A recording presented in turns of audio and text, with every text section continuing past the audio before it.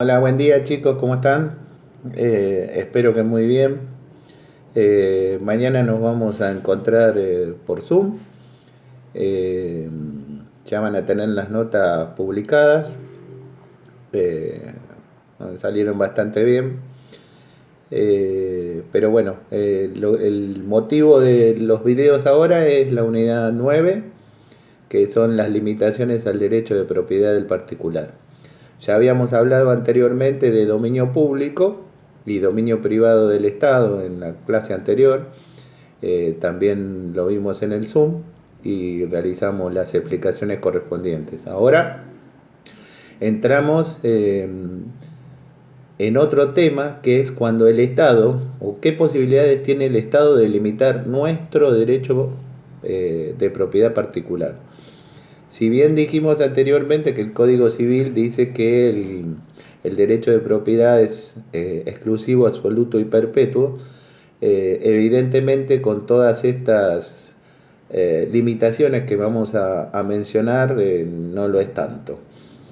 En realidad son 7 las limitaciones que tiene el derecho administrativo o el Estado sobre nuestro derecho de propiedad, y el derecho administrativo las estudia.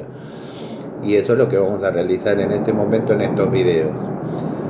Eh, Se escuchan ruidos de motos, de aviones. Increíble.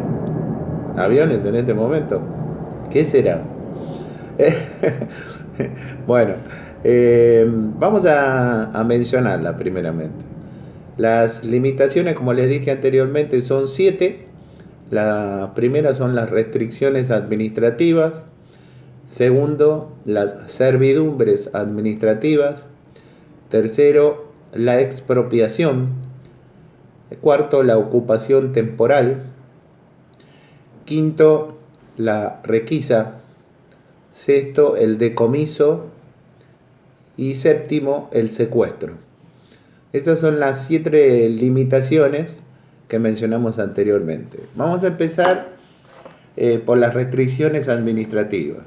En este caso vamos a decir que en realidad no hay un desmembramiento en el derecho de propiedad del particular cuando el Estado pone una limitación. Estas limitaciones son en el ejercicio del poder de policía administrativo. Tienen que ser razonables, y siempre tiene que haber o debe existir una ley para que las mismas existan. Para que tengan un ejemplo, es cuando por ejemplo el Estado nos dice en qué horario nosotros podemos sacar la basura a la calle para ser recolectada, en qué lugares podemos estacionar, los límites de velocidad, también todos aquellos códigos contravencionales, no salir a la calle en estado de ebriedad, eh, todas esas limitaciones que hacen que el poder de policía administrativo organice a la sociedad para que cada uno no haga lo que quiera, obviamente. El hecho de colocar nombres de las calles en una esquina, el hecho de colocar carteles de prohibido estacionar, de lugares especiales para estacionar para discapacitados, o sea, son solo limitaciones y no desmembramiento del derecho de propiedad del particular. Acuérdense, siempre deben ser por ley y deben ser absolutamente razonables. Este tipo de limitaciones pueden ser limitaciones de hacer tal cosa, de no hacer tal cosa, o de dejar de hacer tal cosa. La razonabilidad es constitucional, o sea, ese es su límite, y no hay un número determinado de ellas. O sea, pueden ser millones, mientras estén determinadas por ley y sean razonables, como dijimos anteriormente, puede haber millones. No hay un número determinado. Eh, pero recuerden, siempre debe existir una ley. ¿Mm? Los ejemplos ya los vimos o se los mencioné anteriormente.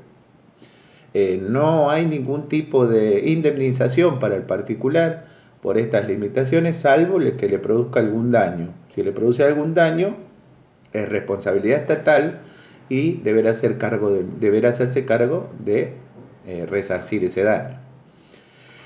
La otra que mencionamos, segunda, son las servidumbres administrativas, y un poco habíamos hablado también en el Zoom de la clase anterior.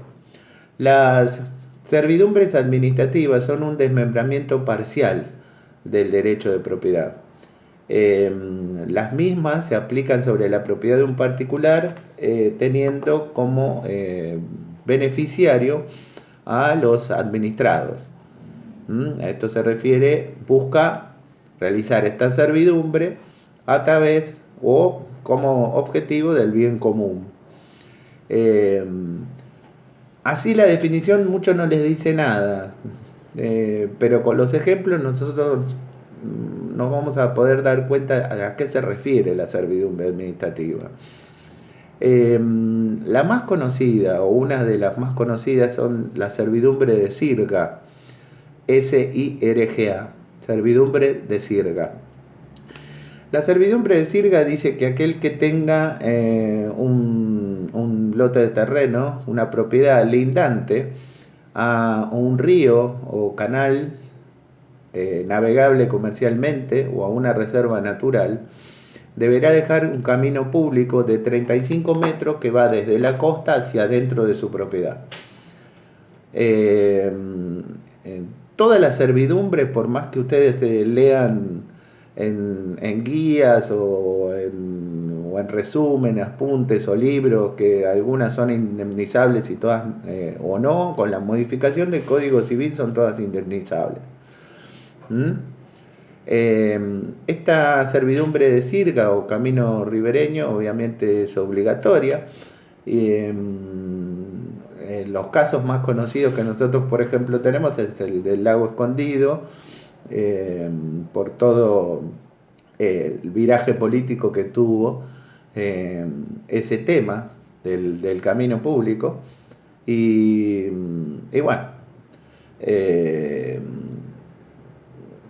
ahí hubo un tema político en el cual ustedes saben que el Lago Escondido es una reserva natural de agua dulce, así que es fundamental para nuestro país. Es un lugar hermoso de visita para los particulares, y el Estado municipal o provincial le vendió a un estadounidense todas las tierras alrededor del Lago Escondido. Entonces, para acceder al Lago Escondido hay que pagar, cosa que es una locura.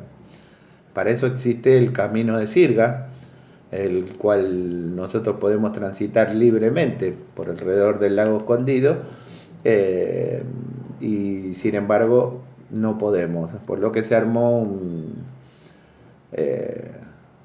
un lío bárbaro para ver por qué había sucedido eso, y entonces ponen los canales de televisión y todo eso, pero bueno, son temas políticos que ahora cualquier cosa se los explico en el Zoom.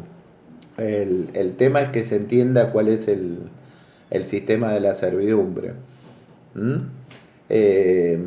Si en caso no se puede acceder a la servidumbre de sirga por algún otro motivo, el Estado deberá crear otra servidumbre que se llama servidumbre de paso, que es un camino público el cual permita a cualquier persona en cualquier circunstancia llegar hasta el camino de sirga y poder disfrutar del mismo. También van a encontrar otro tipo de servidumbre, como la servidumbre de acueductos, oleoductos, las servidumbres telefónicas, las servidumbres energéticas, las servidumbres ferroviarias, de las vías del ferrocarril, que obviamente van a tener que pasar por algún sector de un terreno que sea privado, por lo cual se abre esta servidumbre. Cuando hablamos de oleoducto o acueducto, es llevar o trasladar agua de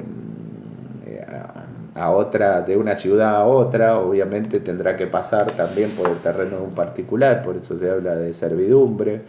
O la eléctrica, Que más de en una oportunidad habrán ido por la ruta y habrán visto los cables de alta tensión gigantes con torres gigantes que son las que transmiten la energía de alta tensión, y pasan por terrenos particulares, por lo cual a eso se le llama servidumbre. ¿Mm?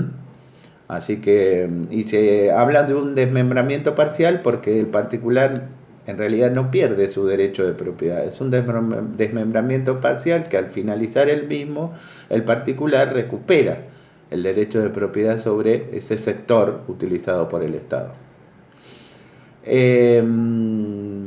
Luego vamos a encontrar a la ocupación temporal. La expropiación lo vamos a dejar para otro video. La ocupación temporal se refiere a cuando el Estado ocupa, pero ya poniéndose de acuerdo con el particular, una parte del derecho de propiedad o un lote de terreno, supónganse, del particular, a cambio de una indemnización. En esto dijimos que las partes se ponen de acuerdo, acá no hay nada imperativo, ni se impone al particular realizarlo. El ejemplo más claro es si se va a realizar la construcción de una escuela y al lado hay un lote de terreno que nos pertenece y al lado de ese terreno está nuestra casa. El Estado nos comenta que querría utilizar ese terreno que nosotros tenemos en desuso para colocar los materiales de la construcción de la escuela. Entonces, ahí realizamos lo que se llama, si estamos de acuerdo y nos ponemos de acuerdo, a cambio de una indemnización, lo que se llama la ocupación temporal normal. Las partes, el Estado y el particular, se ponen de acuerdo, hay una indemnización y se utiliza por parte del Estado ese lote de terreno que nosotros tenemos en desuso. Ocupación temporal normal. La duración de esta ocupación temporal normal no puede superar los 2 años, y en caso de superarlo y que el Estado no nos devuelva ese bien, nosotros vamos a poder solicitar la expropiación irregular, que lo vamos a ver en la parte de expropiación. Existe otra ocupación temporal que se llama ocupación temporal anormal. Una ocupación temporal anormal se da por una situación de emergencia. La ocupación dura lo que dura la emergencia y no es indemnizable, salvo que se produzca algún daño en la propiedad del particular. Si volvemos al ejemplo anterior, la escuela ya está construida, nosotros recuperamos nuestro lote de terreno y tenemos nuestra casa al lado. Si se incendia la escuela, vienen los bomberos, entran a nuestro lote para apagar la escuela, para apagar el incendio de la escuela. Dura lo que dura la emergencia de esa ocupación. O sea, los bomberos entran, apagan el incendio, se van, terminó la ocupación temporal anormal. La misma no es indemnizable, salvo que se produzca algún daño en la propiedad del particular. Por ejemplo, si nosotros tenemos una tranquera y los bomberos rompen la tranquera para entrar a apagar el incendio de la escuela, entran en nuestro lote rompiendo la tranquera, deberán hacerse cargo del pago de la reparación de la misma.